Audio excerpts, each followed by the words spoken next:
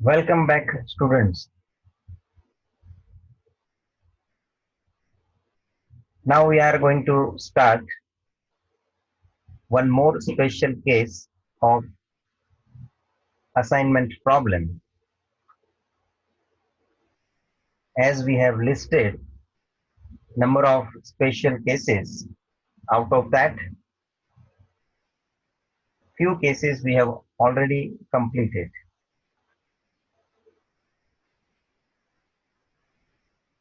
And side by side, we have solved examples also of each special case.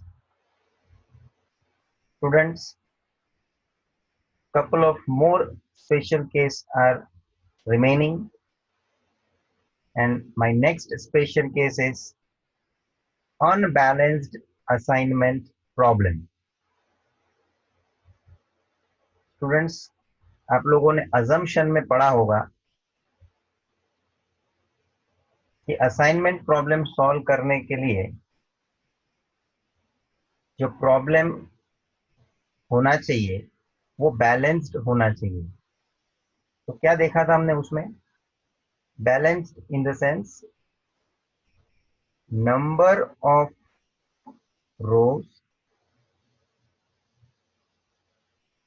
should be equal to number of columns।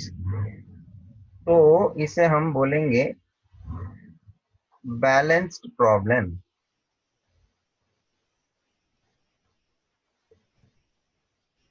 और सीधी बात है, जब number of रोज और number of column की संख्या equal नहीं होगी तो हम उसे बोलेंगे अनबैलेंस्ड प्रॉब्लम।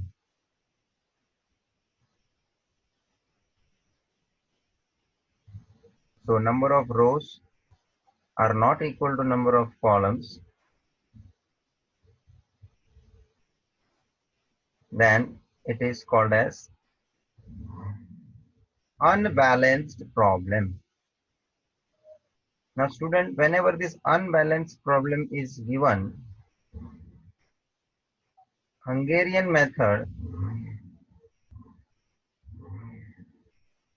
जो हम यूज करने वाले हैं, that cannot be used directly। तो क्या करना पड़ेगा? First step,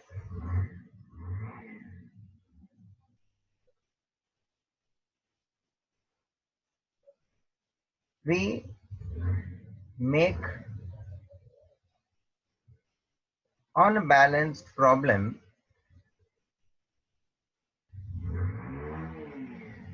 into balanced one। भाई साहब, हम ये अनबैलेंस्ड प्रॉब्लम को बैलेंस्ड बनाएंगे, क्योंकि तभी हंगेरियन मेथड इस्तेमाल हो पाएगा, if the problem will become balanced. Now how to convert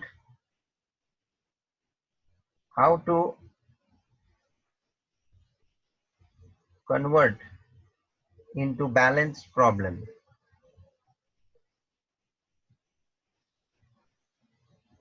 Then step number next, student, unbalance का मतलब है रो या कॉलम में अनइक्वल होना। या तो रो की संख्या 4 है तो कॉलम की संख्या 5 है, तो रो की संख्या कम है। 4 रो 5 कॉलम, किसकी संख्या कम है? रो की। तो जो कम है वो हमें इंट्रोड्यूस करना है। If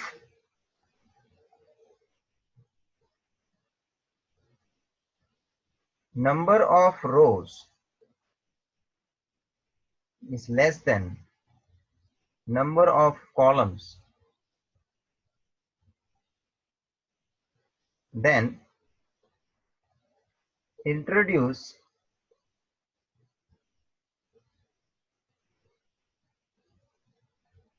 row which we call as dummy. Dummy मतलब जो रियलिटी में नहीं है, उसके जगह पे हमने अज्यूम करके लिया हुआ है।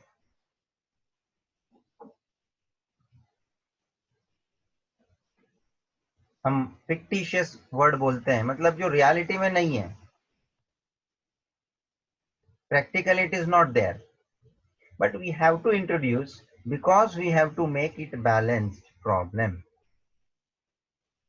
और उसका इंपॉर्टेंस एज सच कुछ नहीं होने वाला है, मगर हमें वो इंट्रोड्यूस करने के बाद, बैलेंस बन जाने के बाद हंगेरियन मेथड इस्तेमाल करने मिलेगा। इस वजह से हम ये इंट्रोड्यूस करेंगे।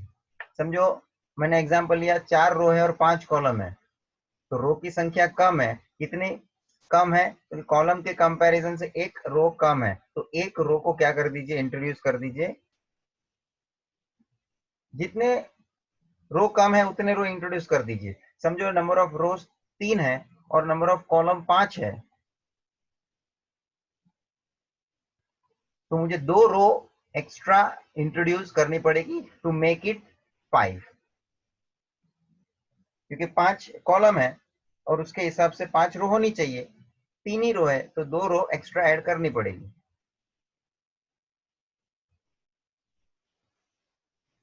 If number of columns are less than number of rows, अच्छा उल्टा भी हो सकता है, कॉलम की संख्या कम हो।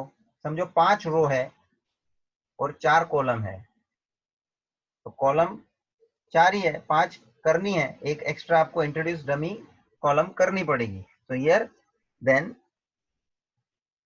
Introduce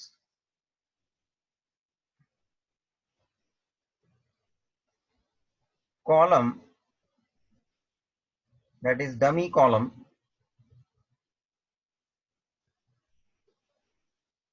as per the requirement. मैंने बता दिया कि अल्टीमेटली ये फाइनली बैलेंस्ड बन जाना चाहिए। Number of rose and columns must be equal.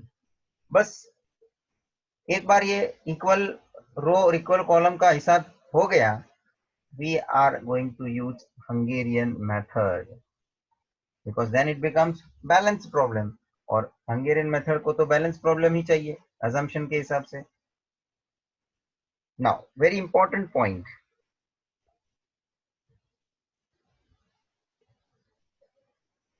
dummy रो और कॉलम जो भी आप इंट्रोड्यूस करने वाले हो, जिधर भी आपको जो भी क्वेश्चन में जरूरत पड़ेगी, या तो नंबर ऑफ रो की संख्या कम होगी या कॉलम की संख्या कम होगी, दोनों में किसी एक की संख्या कम हो सकती है, तो वो आप इंट्रोड्यूस करेंगे एज द केस में भी। तो जो भी आप डमी रो या तो डमी कॉलम इंट्रोड्यूस कर रहे हो, it should have all the elements 0। Very important point. आप बोलेंगे सर आपने यहाँ बता तो दिया कि डमी रो इंट्रोड्यूस कर देना है या डमी कॉलम इंट्रोड्यूस कर देना है जैसी अपनी जरूरत, ओके, बट सर ये रो आप इंट्रोड्यूस कर रहे हो तो रो के अंदर जो एलिमेंट्स लेंगे वो क्या लेना है? All the elements must be 0। Dummy column भी इंट्रोड्यूस किया आपने, तो डमी कॉलम में भी जो एलिमेंट्स आपको लेने हैं, all the elements must be 0, ध्यान रखिए। और ये आपकी आपने जरूरत पूरी करके क्वेश्चन को बैलेंस बना के रेडी कर लेने के बाद अब आप हंगेरियन मेथड पे जाएंगे, जो भी अपने स्टेप्स है आप फॉलो करेंगे। तो ये प्री रिक्विजिट है, मतलब कि इसके पहले की जो तैयारी है हंगेरियन मेथड के हिसाब से हम शुरू कर सकें, उसके लिए हमने प्रॉब्लम को रेडी कर लिया एज पर अजम्पशन। तो ये एक स्पेशल केस हो गया कि कभी कभार आपको इस तरह से अनबैलेंस्ड क्वेश्चन दिया जाएगा and we have to consider that dummy row or column as per requirement, where each and every element of that dummy row or column we have to take 0। इसका कोई महत्व नहीं होगा क्योंकि ये मैंने पहले बता दिया डमी है। ये सिर्फ आपको हंगेरियन मेथड सॉल्व करने के लिए, आपने उसको बैलेंस बनाने के लिए ये इंतजाम करके रखा है।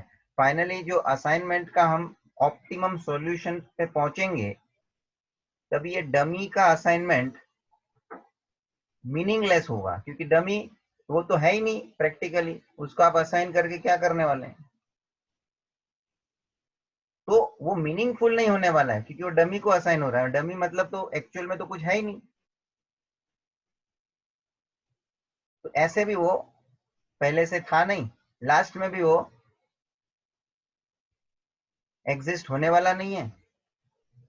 तो ये बीच में हमने खाली इसको इंट्रोड्यूस करके किया क्या है, तो कि हमने इंट्रोड्यूस इसीलिए किया क्योंकि हंगेरियन मेथड्स उसको सॉल्व कर सके, हंगेरियन मेथड अप्लाई हो सके। The purpose behind introducing this dummy row or column is just to complete the step and the procedure of Hungarian method। Last में उसका कोई इंपॉर्टेंस रहने वाला नहीं है। that we can understand more by taking one example। students, here is one example। solve minimal assignment problem। minimal assignment problem मतलब minimization problem। Persons and jobs, jobs और person का कॉम्बिनेशन लिया हुआ है। आप देखेंगे, स्टूडेंट घाई नहीं करना, ये मैंने आगे के सभी क्वेश्चन में बात किया है और आपको मैंने बताया कि क्वेश्चंस बराबर रीड करने का डेटा भी है जो ऑलरेडी अपने को दिया है, वो उसको आप ध्यान से पहले देखो। इंस्ट्रक्शन में कुछ दिया है नहीं दिया है, लेकिन कुछ चीज अपने को डेटा में से डायरेक्टली पता चल जाती है। जैसे वो प्रोहिबिटेड में डैश होता था,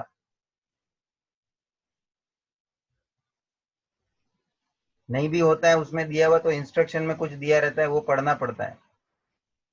मैक्सिमाइजेशन वाले में मैंने बोला था कि प्रॉफिट के एलिमेंट दे दिए रहते हैं, तो पहले उसको मिनिमाइजेशन में कन्वर्ट करना है। स्टूडेंट्स ऐसे ही देखे बिना स्टार्ट कर देंगे तो गड़बड़ हो जाती है। यहाँ पे भी हमको दिख रहा है नंबर ऑफ रो और नंबर ऑफ कॉलम की संख्या चेक कर लो।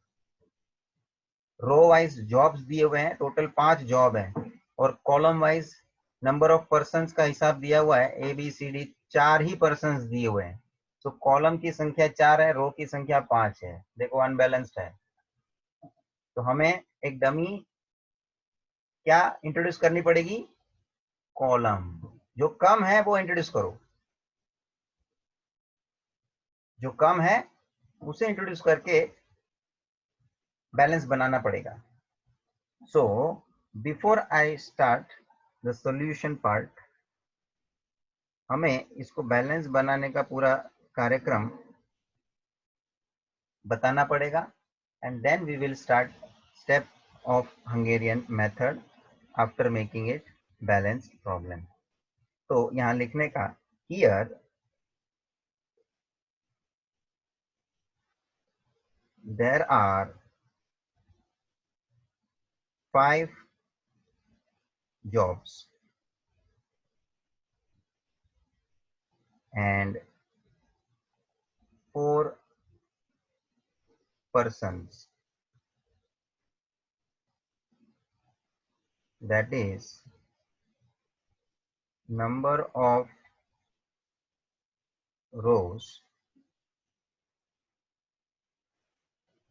that is 5, is not equal to number of columns, that is 4।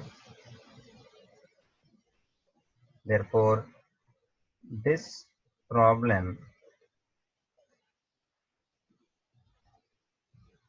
is unbalanced. This problem is unbalanced.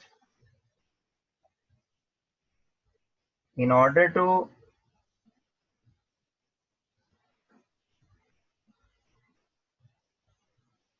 make it balanced one,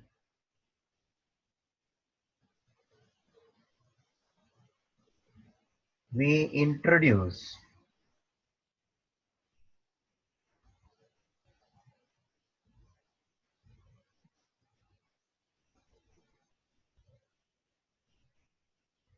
fifth column as a dummy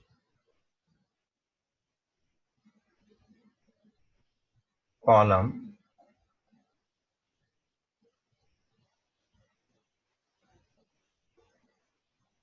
as E.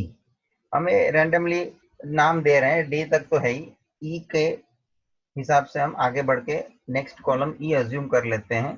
That means it will be my fifth column, but it will be the dummy column.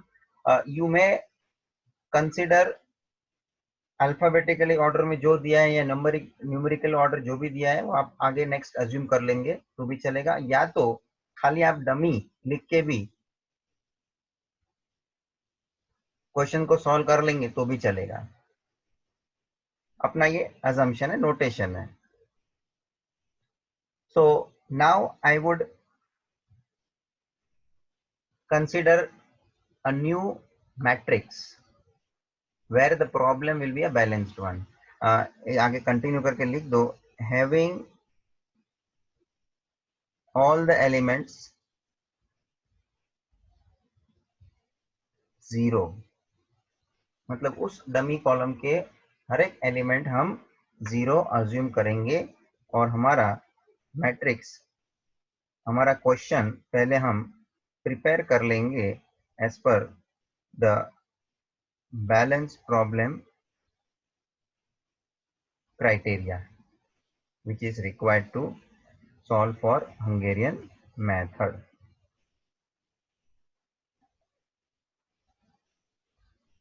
तो ये जो matrix है question में जो दिया हुआ वो हमारे लिए हो जाएगा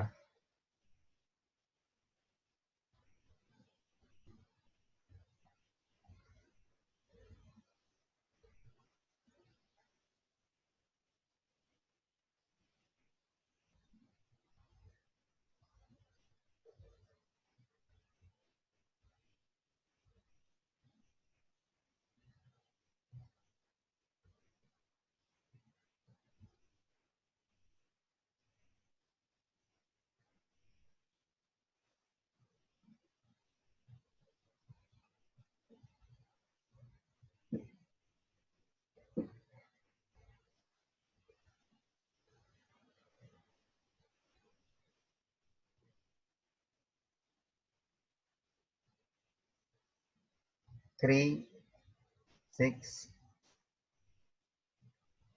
2, 6, 7, 1, 4, 4,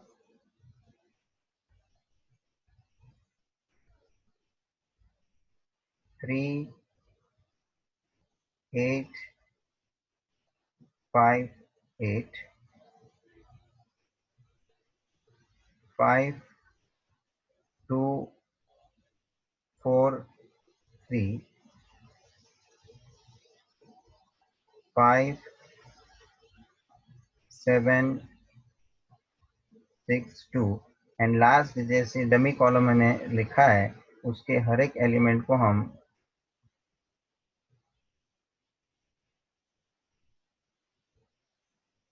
0 अज्यूम करके डमी कॉलम को रेडी कर लिया.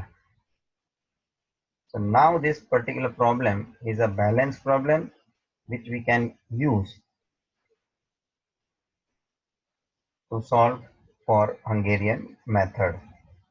Students,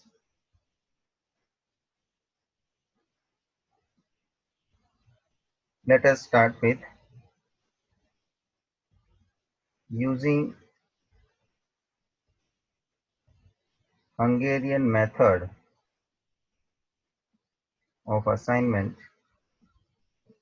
हाँ, और एक assumption जो चेक करने का, तो वो मैंने पहले ही बोला है, वो भी आपने देख लिया। It is a minimal assignment problem, मतलब ये मिनिमाइजेशन प्रॉब्लम है। इसमें एक कॉस्ट दिया है, क्या दिया है, टाइम दिया है, वो स्पेसिफाई भले नहीं किया हो, बट उन्होंने शब्द लिख दिया है मिनिमाइजेशन प्रॉब्लम है, मिनिमल असाइनमेंट प्रॉब्लम है, ये बोल दिया है। तो ये पता चल जाता है कि मिनिमाइजेशन प्रॉब्लम है। एक बात तो पक्का है, अनबैलेंस्ड का पॉइंट हमने बैलेंस कैसे बनाने का वो हमने डिटेल में देखा। तो with the help of this two things we have to start with Hungarian method. ये दोनों अजम्पशन जो परफेक्टली कवर हो जाते हैं तो हंगेरियन मेथड इस्तेमाल हो पाएगा।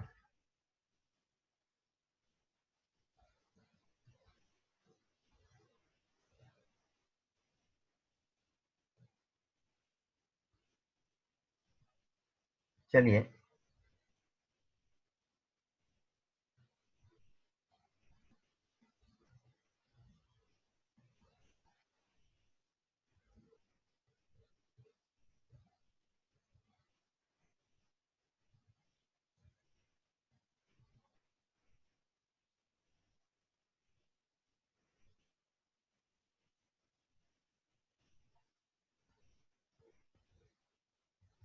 Step number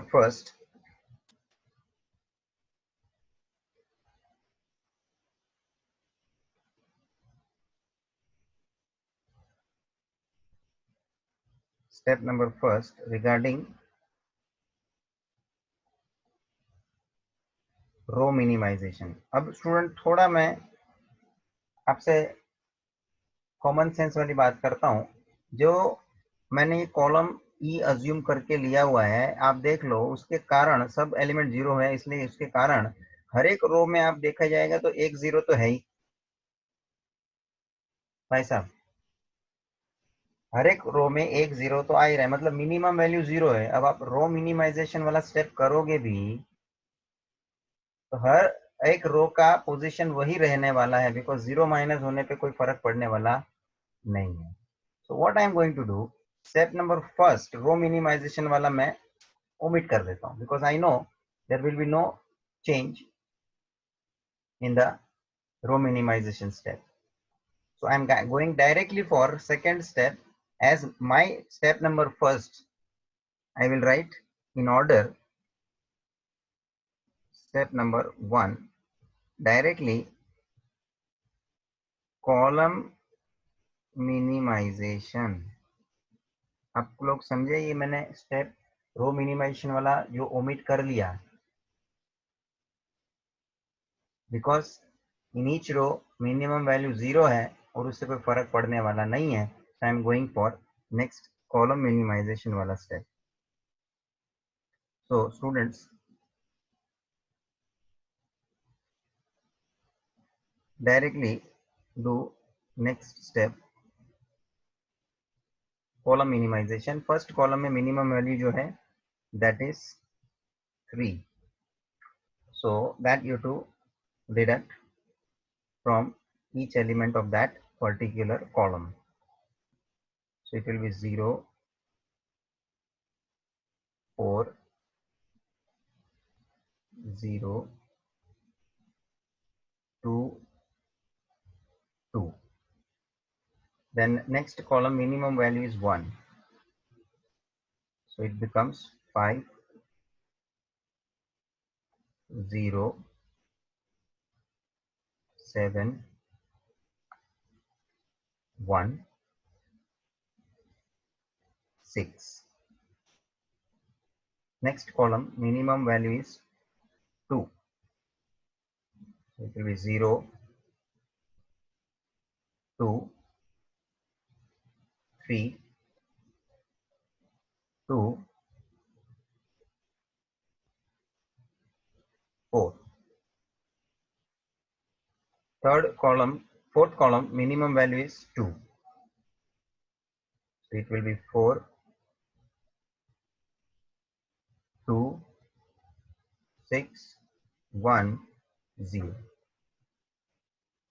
And last column सभी एलिमेंट 0 है तो एज इट इज रहेगा, बिकॉज 0 मिनिमम है, 0 माइनस करते जाओ सब में से, 0 minus 0, everything again 0. So after getting this step, now the next step, you know, it is for allocation. Step number second,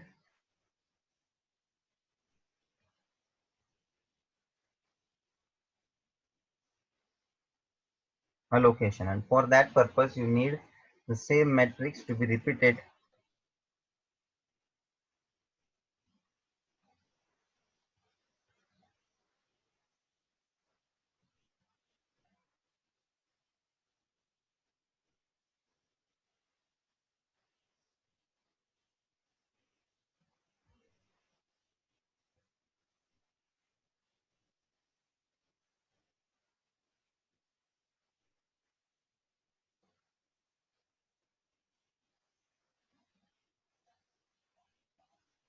and we need to start row wise by selecting exactly 1 0. Otherwise you have to check next rows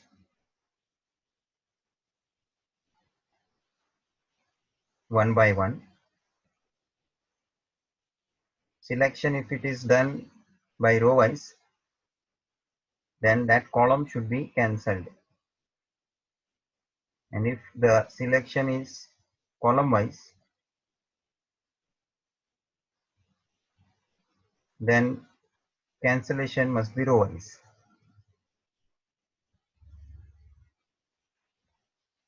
ये principle है, आपको मालूम है assignment करने के लिए. Now let me begin with this. First row एक भी 0 नहीं है, आगे बढ़िए. सेकेंड रो में भी एग्जैक्टली 1 0 नहीं है. आई मीन टू से फर्स्ट रो में टोटल 3 0 है, सेकेंड में 2 0 है, नहीं चलेगा. थर्ड में भी 2 0 है. फोर्थ रो में एग्जैक्टली 1 0 है. Select that row wise 0, and वो जो भी कॉलम में है उसको मैंने कैंसिल किया है. देखो तो पूरा लास्ट कॉलम कैंसिल हो गया. चलिए फिफ्थ रो में आइए. फिफ्थ रो में भी एग्जैक्टली 1 0 है. देखो ये जो कॉलम कैंसिल हुआ उसमें ये 0 जो कैंसिल हो गया वो वापस नहीं देखना है. जो 0 ये कॉलम कैंसिल होने के कारण यहाँ कैंसिल हो गया उसको अभी गिनने में नहीं लेना है. अभी फिफ्थ रो में 2 0 नहीं बोलने का, एक ही 0 है जो ये सिलेक्ट करूंगा मैं और वो कॉलम को कैंसिल करूंगा. एंड फिफ्थ रो में ये मेरा हुआ है असाइनमेंट. रो वाइज मैंने देख के हो चुका है. अब मैं कॉलम वाइज देखना शुरू करूंगा. नाउ फर्स्ट कॉलम में 2 0 है, नहीं चलेगा, आगे बढ़ो. एग्जैक्टली 1 0 चाहिए. सेकेंड कॉलम में एग्जैक्टली 1 0 है. रो कैंसिल करेंगे बिकॉज कॉलम वाइज सिलेक्शन हुआ है. Then the third column, next turn for third column में एग्जैक्टली 1 0 है, and that row should be cancelled. Okay, third column हो गया. फोर्थ कॉलम पे आना है, लेकिन फोर्थ कॉलम पूरा कैंसिल हो चुका है ऑलरेडी. फिफ्थ कॉलम भी पूरा कैंसिल हो चुका है. कॉलम वाइज देख के हो गया. वापस आप रो वाइज जाना शुरू करेंगे. आइए, फर्स्ट रो सेकेंड रो दोनों कैंसिल्ड है, आगे बढ़िए. थर्ड रो देख लीजिए. थर्ड रो में एक एग्जैक्ट 1 0 अवेलेबल है. Select it, and if it is done by row wise then column must be cancelled. And this is the fifth cancellation I'm doing. It means I have assigned 5 zeros, which means number of row और column की संख्या भी 5 है, and hence problem is optimum. यहाँ मेरा problem जो है वो ऑप्टिमम लेवल पे पहुंच चुका है. तो यहाँ लिखेंगे हम here number of allocation are equal to number of rows or columns. Hence,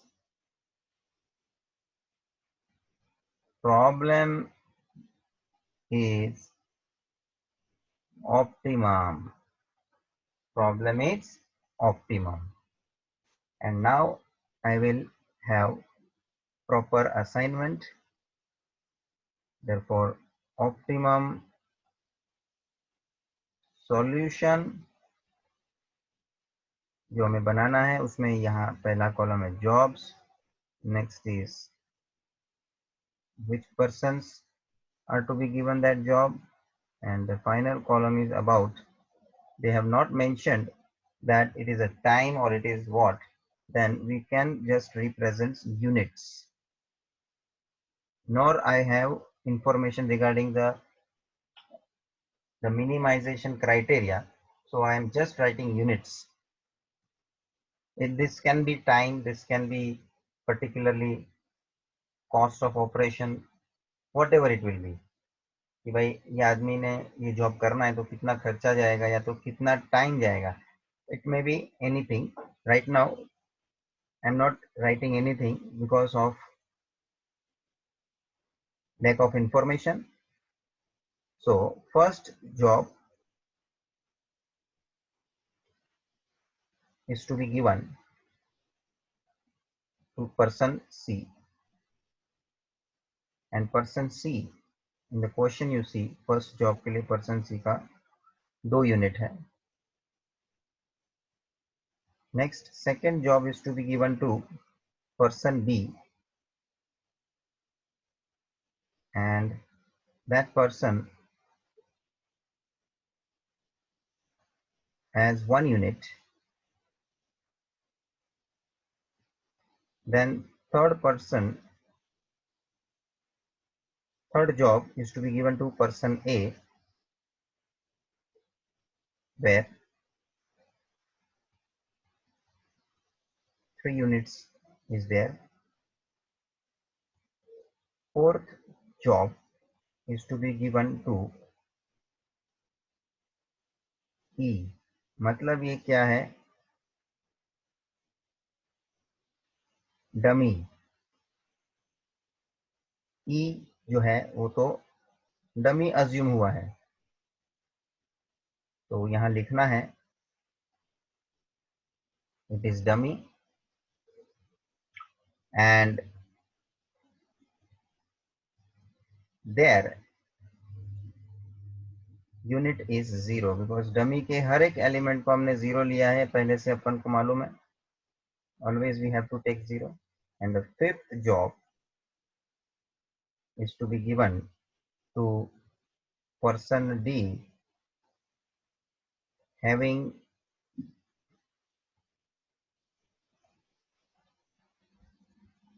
2 units. So overall, if you total 8 units, so it will be the minimum answer we have generated, as it is a minimization problem. And last statement you have to represent. Hence, minimum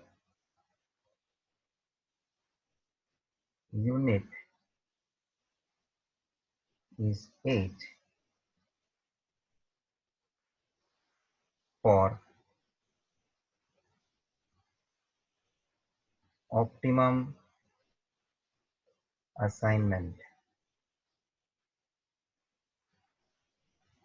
So this way we can have a problem based on unbalanced assignment problem. Student, we can have this problem, example number 9, in front of you, where just you see the table given, information matrix given, jobs are given row wise and machines are given column wise. यहाँ मैंने ये question में number of रो की संख्या कम ली है, और जैसे वहां कॉलम की संख्या कम थी तो कॉलम इंट्रोड्यूस करना पड़ा था, यहाँ रो की संख्या कम है, रो इंट्रोड्यूस करना पड़ेगा। Similarly each value you have to consider 0. So let us have this particular problem where jobs and machines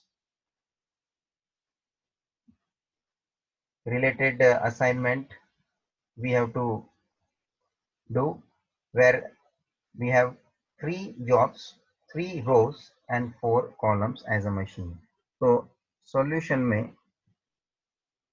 वो स्टेटमेंट स्टार्टिंग का मैंने जो उस प्रॉब्लम में लिखा था, similarly you to consider that here number of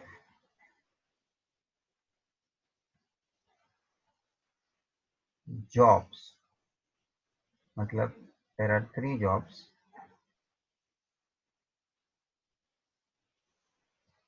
not equal to number of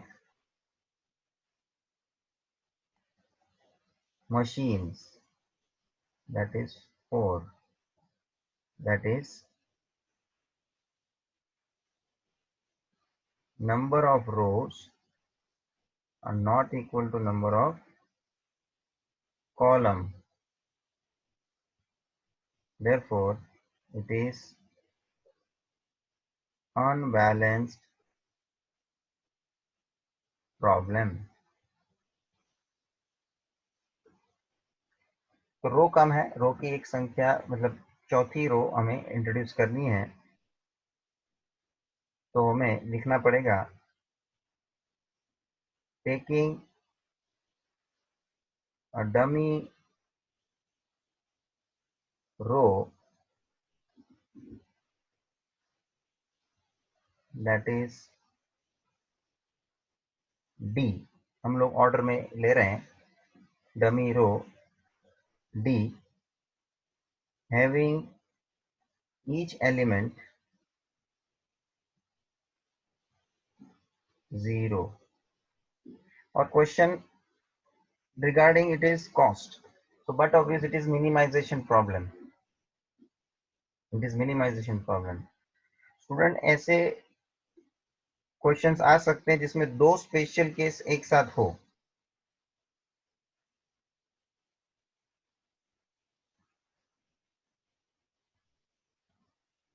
जिसमें कि प्रॉब्लम मैक्सिमाइजेशन भी हो सकता है और साथ में इस तरह से अनबैलेंस भी हो सकता है,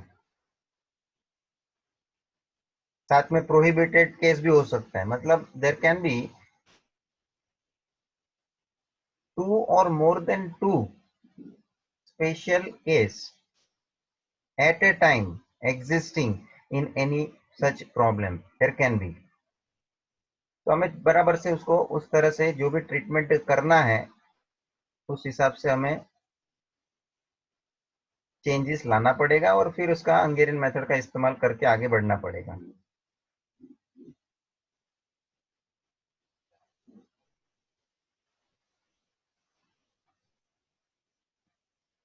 मैंने लास्ट लेक्चर के अंदर ओरली ऐसे ही एक सिचुएशन को डिस्कस किया था कि मैक्सिमाइजेशन केस हो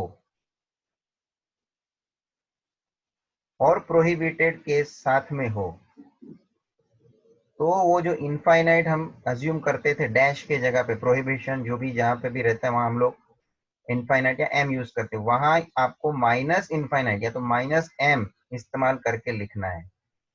स्पेशल सिचुएशन है सब,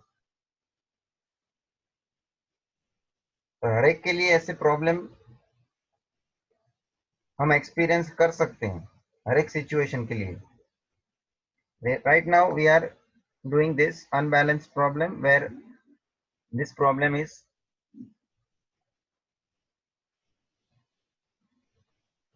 number of rows are less than number of column, number of row 3 है जो हम अभी चौथा रो इंट्रोड्यूस करेंगे, तो let us make it balanced and then we will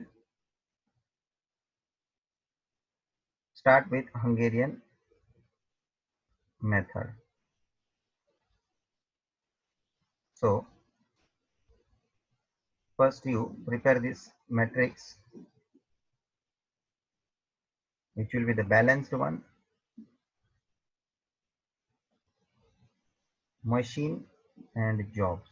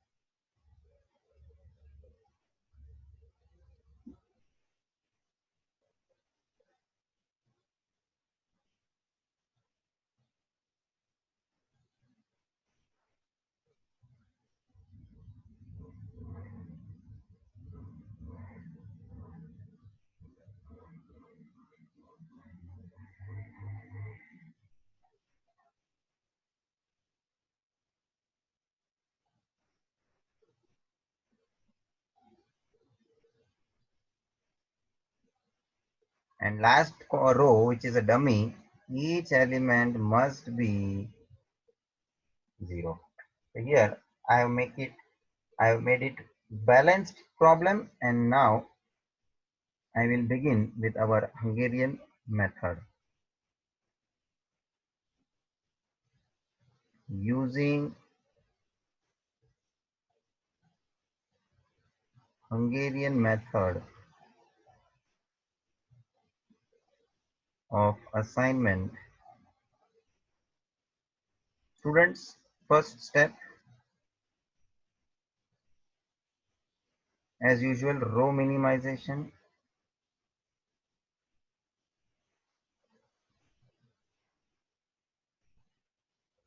हर एक रो में जो मिनिमम वैल्यू है उसको आप कंसिडर करके आगे बढ़िए, माइनस करना है।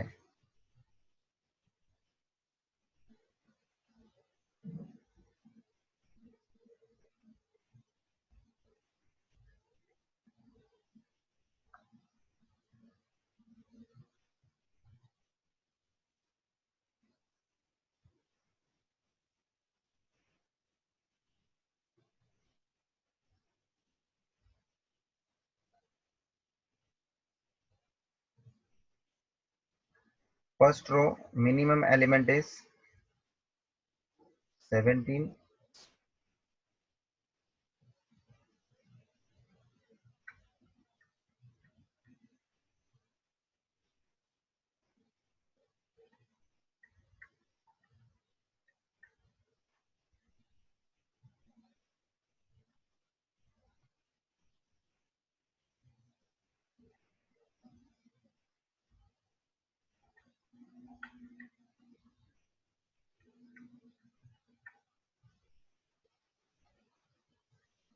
Next, second row minimum value is 7.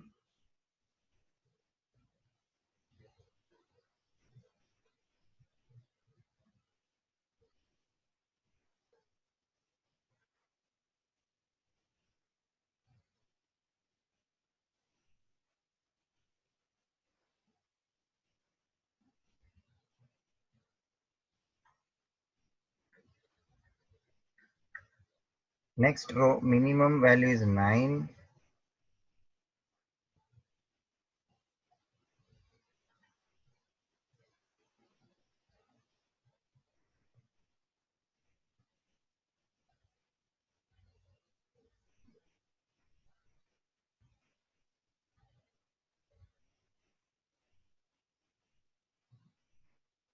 And last row all are 0, so minimum value is 0 and hence same as it is. अब देखिए स्टूडेंट, लास्ट क्वेश्चन में मैंने एक स्टेप आपको इनडायरेक्टली ओमिट करवा दिया था, और वो कौन सा था? क्योंकि रो मिनिमाइजेशन वाला स्टेप कैंसिल करा दिया, क्योंकि लास्ट कॉलम आपने जो 0 0 अज्यूम किया था उसके कारण हर एक रो में मिनिमम 0 आ चुका था, एंड हेंस वो रो मिनिमाइजेशन वाला स्टेप हमने अवॉइड किया था। सिमिलरली टू दैट, यहाँ हम कॉलम मिनिमाइजेशन वाला स्टेप नहीं करेंगे तो भी चलेगा, क्योंकि देख लीजिए मैंने जो डमी रो अज्यूम किया है उसमें हर एक एलिमेंट जीरो है, मतलब हर एक कॉलम में जीरो तो पहले से ही अवेलेबल है, और वो माइनस करने पे मेरे कॉलम के एलिमेंट में कोई फर्क पड़ने वाला नहीं है। So this will be the same matrix I can use for step number second, but that step number second will be not column minimization but allocation directly. मैंने बीच का ये स्टेप कॉलम मिनिमाइजेशन अवॉइड किया, बात सबने समझा ये बात। जैसे लास्ट क्वेश्चन में रो मिनिमाइजेशन वाला स्टेप ओमिट कर दिया था, यहाँ कॉलम मिनिमाइजेशन वाला ओमिट कर रहे हैं। क्यों कर रहे हैं मैंने पूरा आपको एक्सप्लेन किया है, और अब करेंगे भी तो वही मिलने वाला है अल्टीमेटली। नहीं ओमिट करके नहीं करके आप थोड़ा टाइम आपका बचाएंगे।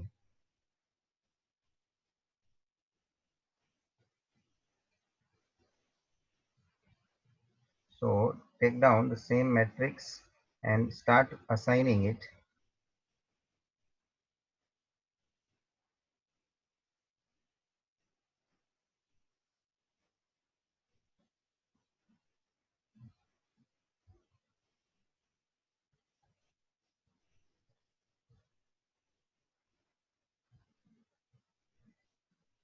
First you take down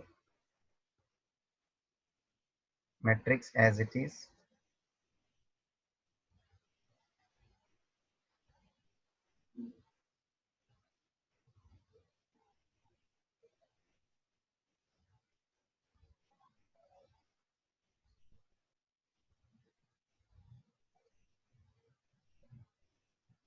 Okay, let us begin. First row wise हम स्टार्ट करते हैं। As you know first row में एग्जैक्टली एक जीरो है। Select row wise, cancel column wise. Second row आइए, एक भी जीरो नहीं है, आगे बढ़िए। थर्ड रो एक भी जीरो नहीं है। फोर्थ रो तीन तीन जीरो है, नहीं चलेगा, हमको तो एग्जैक्ट एक जीरो चाहिए। चलिए रो वाइज देख के हो चुका। Now look at column wise. First column तो कैंसल है, सेकेंड कॉलम में एग्जैक्ट एक जीरो है। कॉलम वाइज सिलेक्शन हुआ है, वो रो को कैंसिल करो जिस रो में वो सिलेक्शन हुआ है जीरो का। थर्ड कॉलम देखिए, एक भी जीरो नहीं है। फोर्थ कॉलम देखिए, एक भी जीरो नहीं है। कॉलम वाइज देख के हो गया। वापस आइए रो वाइज देखेंगे। पहला रो एक भी जीरो नहीं है, सेकेंड रो एक भी जीरो नहीं है, थर्ड रो एक भी जीरो नहीं है, फोर्थ रो तो कैंसिल ही है। वापस कॉलम वाइज देखेंगे, कुछ होने वाला नहीं है ऐसे देखते रहेंगे तो। बट आपको पता चल गया अभी कि अब यहाँ नंबर ऑफ जीरोस सिलेक्ट होने के लिए एक भी अवेलेबल नहीं है, और अब तक सिलेक्शन दो ही जीरो का हुआ है भाई साहब। तो प्रॉब्लम ऑप्टिमम नहीं है, इसका नोट हम लोग लिखेंगे। Because here number of allocations not equal to number of rows or columns, therefore problem is not optimum। Students अब यहाँ आपके पास सिचुएशन आ चुकी है जो हमने पहला स्पेशल केस पढ़ा था, अलोकेशन मोर देन वंस। एक बार अलोकेशन हुआ लेकिन अलोकेशन कामयाब नहीं हुआ, ऑप्टिमम नहीं हुआ, and now we have to do more allocations by reducing this matrix further. So further reducing and allocating, ये वाला स्टेप हमारा नेक्स्ट आएगा। याद करिए इसमें हमने कुछ प्रोसीजर समझी है, उसके अंदर जो एक्टिव एलिमेंट्स है, जो एक्टिव एलिमेंट्स मतलब ये 6 10 14 5 9 11 5 9 12, इसमें से मिनिमम एलिमेंट कौन सा है, तो कि मिनिमम एलिमेंट 5 है, और उसके लिए आपको एडजस्टमेंट करना है। किस एडजस्टमेंट करना था, तो जो एक्टिव एलिमेंट्स में से है उसमें से ये 5 को माइनस करना है, जिसके ऊपर से डबल कैंसिलेशन पास हुआ है उस एलिमेंट में उसको ऐड करना है, और जिसके ऊपर से सिंगल कैंसिलेशन पास हुआ है उसके ऊपर उसको कुछ नहीं करना है, उसको एज इट इज रहने देना है। ये चेंजेस करना है और आपको नया मैट्रिक्स जनरेट करना है और उसके अंदर अलोकेशंस करने हैं। So step number third,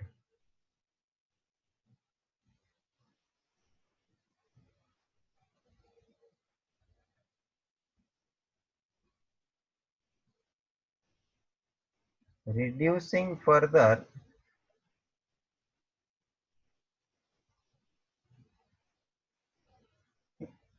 and allocating.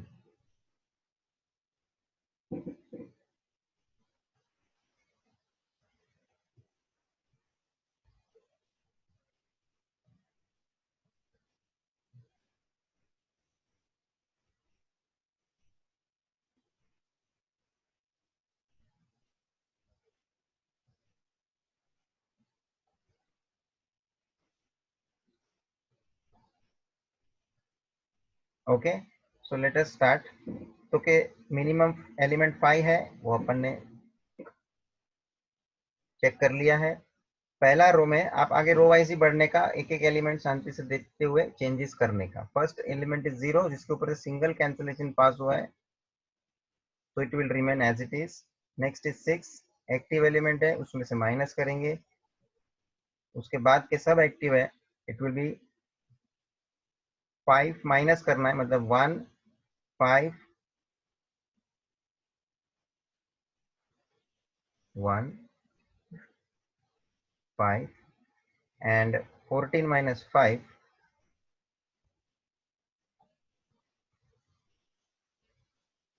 Next row में पहला एलिमेंट 0 सिंगल कैंसिलेशन है, will be remain as it is.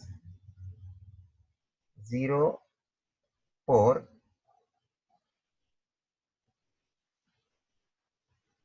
Active element में से माइनस करना है, and 6। Next row 0 single cancellation है इसलिए as it is. 5 minus 5 0, 9 minus 5 4 and 12 minus 5,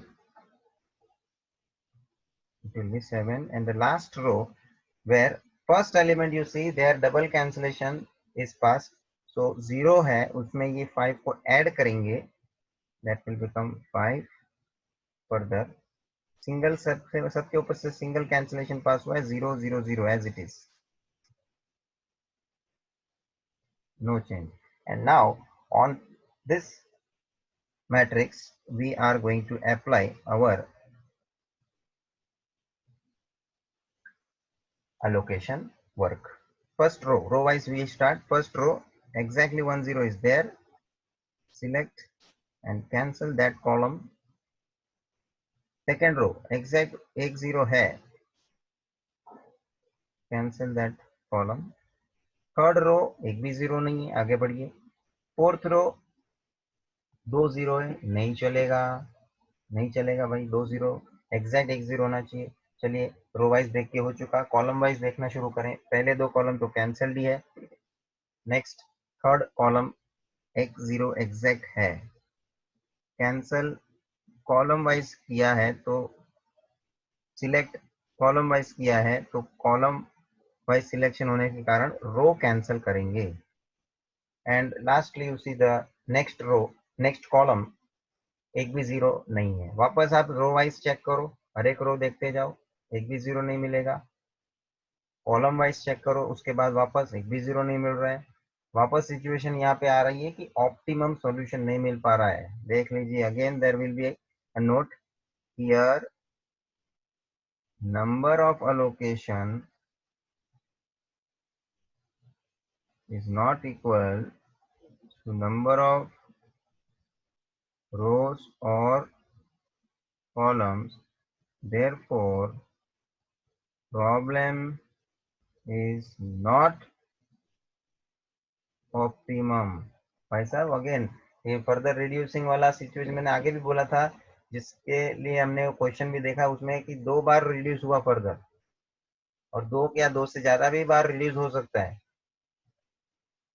not necessary, उसका कोई फिक्स रूल नहीं है। जितना बार वो सेटिस्फाई होते जाएगा, धीरे धीरे धीरे धीरे वो ऑप्टिमम की ओर बढ़ते जाएगा। देखो जैसे लास्ट पहले अलोकेशन के टाइम 2 ही अलोकेशन हुए, अब ये 3 हो गए, और अभी I am quite confidence that in the next allocation there will be 4 allocations and it will be optimum।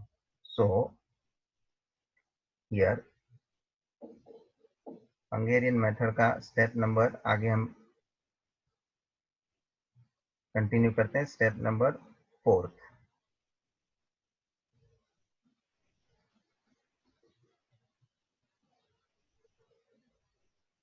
reducing further and allocating। भाई साहब आपको चेक वही करना है जो एक्टिव एलिमेंट्स है। एक्टिव एलिमेंट्स 5 9 4 6 4 7, इसमें से मिनिमम एलिमेंट जो है वो है 4, और उसको आपको एडजस्ट करना है। कैसे एडजस्ट करना है that you know. Let us start.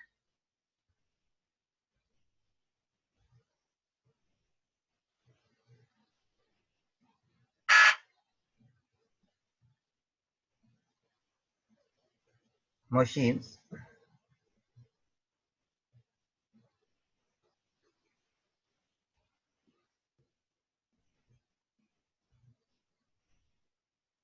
jobs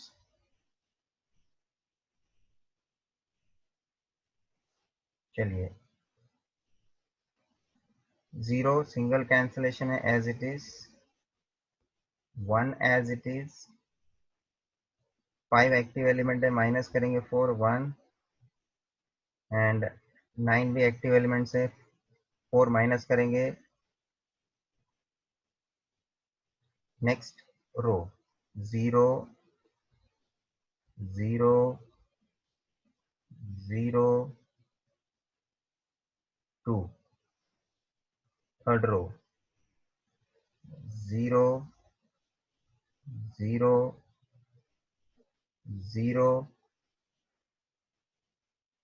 3 5। Next row पे 5 जो है डबल कैंसिलेशन है तो उसमें ऐड करना है। 4 इज द मिनिमम एलिमेंट, उसको ऐड करेंगे, बिकम 9। अगेन नेक्स्ट एलिमेंट में भी डबल कैंसिलेशन पास हुआ है, 0 है, उसमें ऐड करेंगे 4 को, it will be 4। And next both as it is, single cancellation pass हुआ है। Now I will start process of assignment. First row में एग्जैक्ट एक 0 है, we have to start saying row wise, और वो 0 जो है वो फर्स्ट कॉलम में है, मतलब वो कॉलम को कैंसिल करने का। सेकेंड रो 2 0 है, थर्ड रो 2 0 है, नहीं चलेगा। फोर्थ रो 2 0 है। Coming to column wise selection, first column तो ऑलरेडी कैंसिल है, सेकेंड कॉलम में 2 0 है, नहीं चलेगा, we have to search exactly 1 0। Third column में भी 3 0 है, नहीं चलेगा, और फोर्थ कॉलम में एग्जैक्ट 1 0 है, सिलेक्ट दैट, और उस रो को कैंसिल करना है।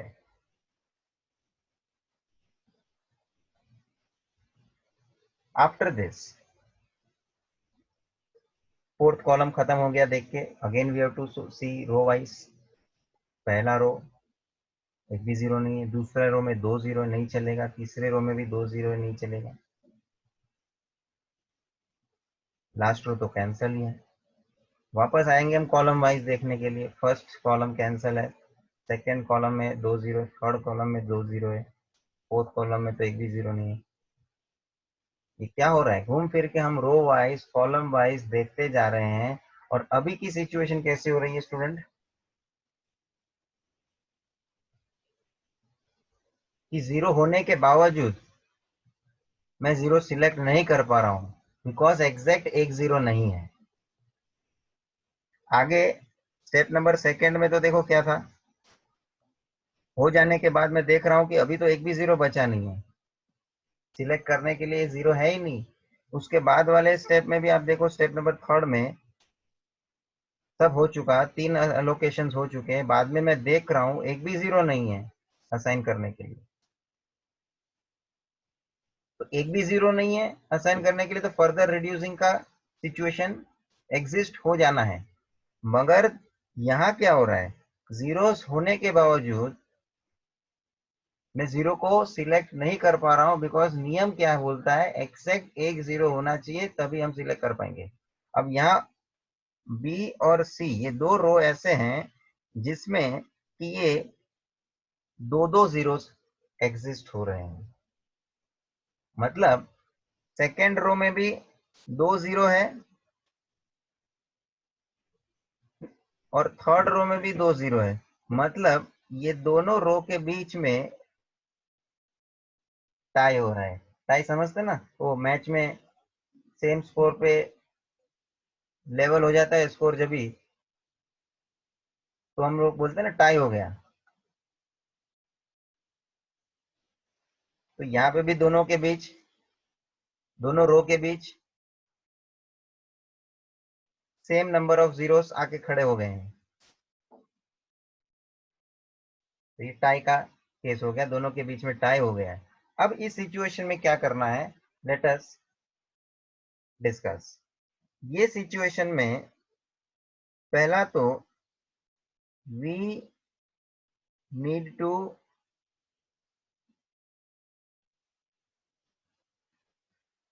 assign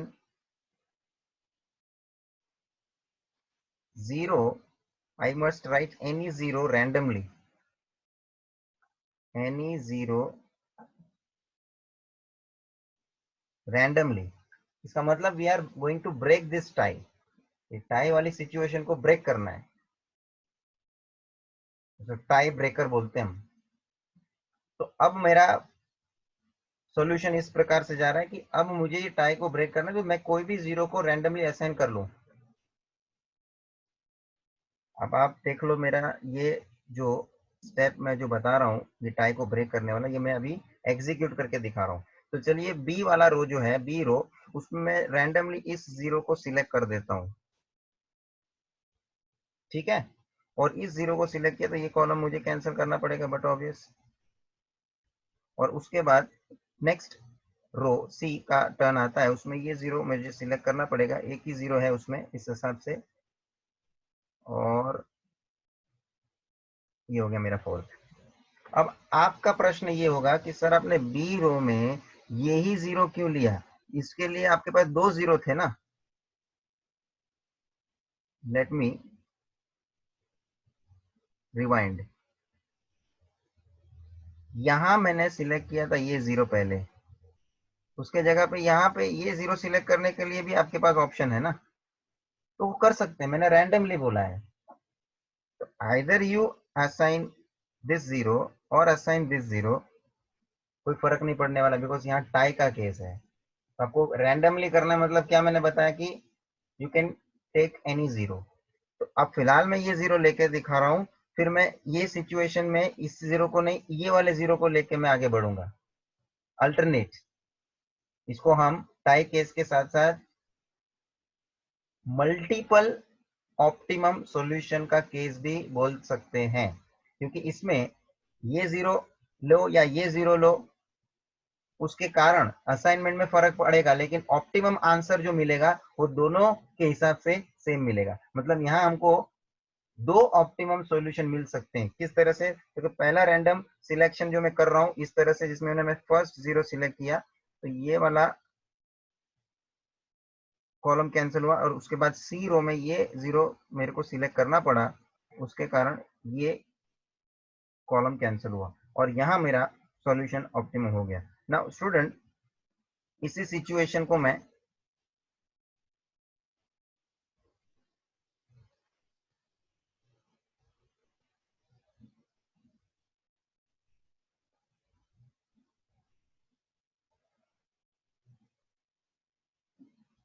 दोबारा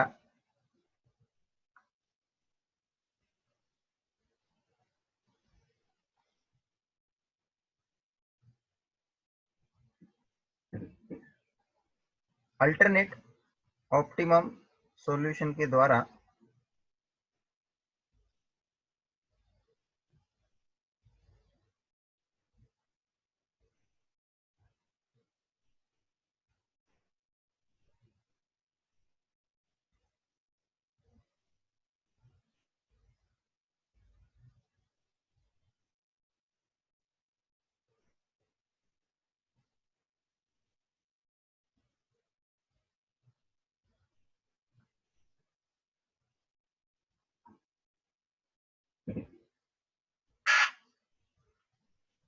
सॉल्व कर रहा हूं।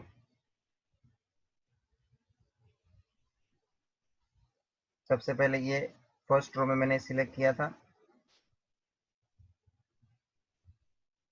उसके बाद सेकेंड रो में 2 0 था, अवॉइड इट। थर्ड रो में 2 0, अवॉइड इट। फोर्थ रो में भी 2 0, avoid it. Then I started seeing column wise. First column तो कैंसल ही है, सेकंड में 2 0 है, नहीं चलेगा। थर्ड में भी 2 0 है, नहीं चलेगा। फोर्थ में मेरा ये 0 सिलेक्ट हुआ था, and this was my the second assignment. Now ये जो वापस जो टाई वाला सिचुएशन में मेरे सामने आ चुका है, जो पहले आया था। अब आपका बोलना रहेगा कि सर रैंडमली आप सिलेक्ट कर रहे हो, तो ये नहीं, अब आप ये सिलेक्ट करो। ठीक है भाई, अब हम ये सिलेक्ट करेंगे पहले, और उसके बाद नेक्स्ट रो में एक ऑटोमेटिकली ये 0 सिलेक्ट करने का टर्न आ जाएगा,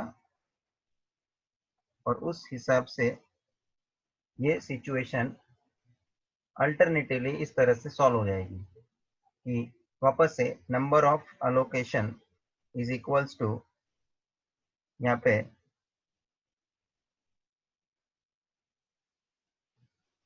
number of allocations is equals to number of rows or columns. Therefore, problem is optimum. अब यहां मैंने देख लिया, दो तरह से टाइप ब्रेक करके लिया हुआ, जिसमें दो तरह से ऑप्टिमम सॉल्यूशन मिल रहा है। Here there are multiple optimum solutions. Solution number 1, solution number 2.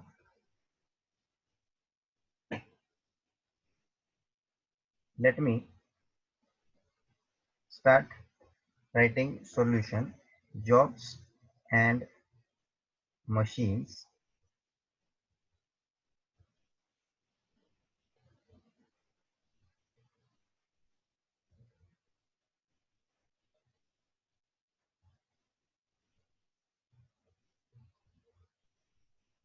and here they have provided the cost.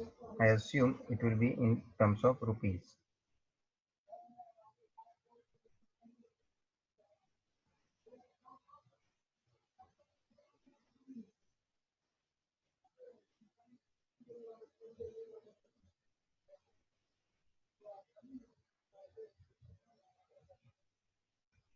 Jobs A, B, C, D.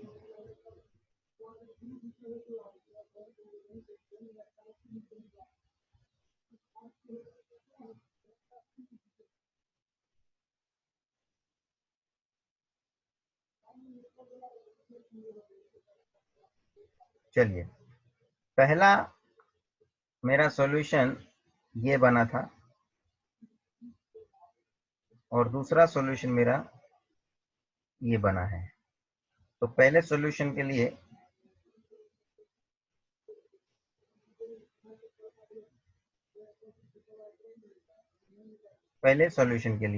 A के सामने है M1, B के सामने है M2,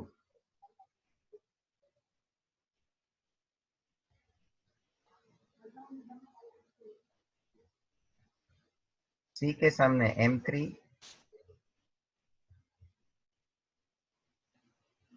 एंड D के सामने M4। और उसका आप कॉस्ट का एलिमेंट देख लीजिए, जो आपको ओरिजिनल क्वेश्चन में दिया है 17 ए के सामने A1 मतलब ए के सामने M1 दैट इज 17, बी के सामने M2 दैट इज 12, सी के सामने M3 दैट इज 18 और डी के सामने M4 जो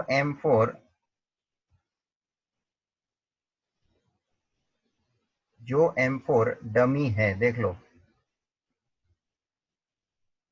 डी वाला जो है वो तो डमी है, so this is dummy.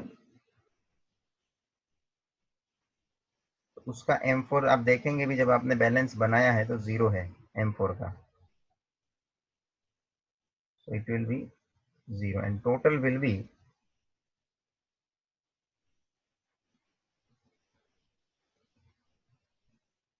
47 rupees 47। This is as per first solution. Second solution में भी मेरा आंसर सेम आएगा, so in the second solution A के सामने है M1,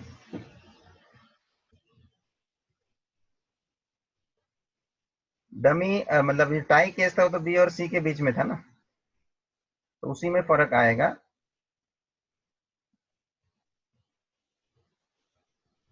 बी के सामने है M3,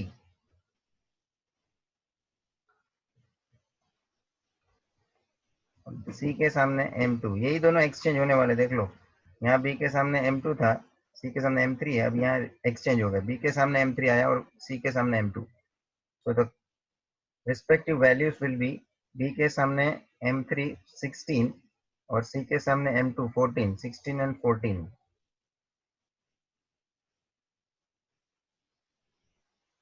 दिस इज 17, ए के सामने M1 है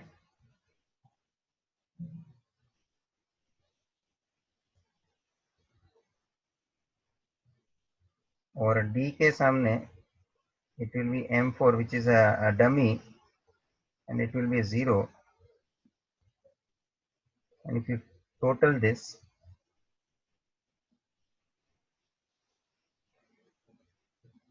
47, once again the same answer. So this is the situation of multiple optimum solution, that is we also call it as tie case. Whenever there will be a tie case, you are going to generate more than one optimum solutions. So students, this way we have solved this second question, important because in this we have seen balanced problem, unbalanced problem wala situation also, and finally we saw situation of tie case also। तो मैंने ये दोनों case एक साथ cover किया ये example में, and which is very important कि प्रॉपरली आप घर पर रिपीट करेंगे क्वेश्चन को खुद सॉल्व करने का। मैंने मेथड बताया है कि रैंडमली असाइन करके टाई को ब्रेक करना है, but in alternate options solutions you are going to get same answer. Tie case को ब्रेक करने के बाद ऐसा नहीं कि आंसर में चेंज आएगा, answer will remain same. So student, all these problems what we have done, you solve again and practice it properly. Thank you. Here I am ending this session.